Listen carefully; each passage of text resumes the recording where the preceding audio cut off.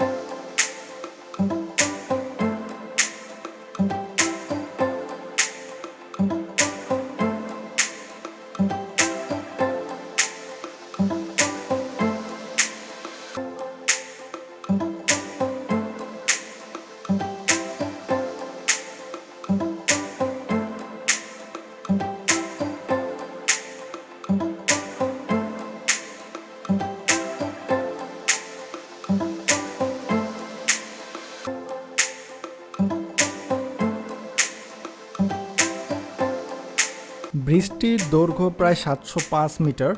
আর ব্রিজটি তৈরিতে প্রায় খরচ হয়েছে $25 মিলিয়ন মতো। এখানে স্টিল ইউজ হয়েছে প্রায় 26,500 টনের মতো। আর 1965 সালে ব্রিজটির নামকরণ করা হয়েছে রবীন্দ্র সেতু। আশা করি রাতের হাওড়া ব্রিজটি দেখে আপনাদের ভালো লেগেছে। আজ এই পর্যন্তই, ধন্যবাদ সবাইকে।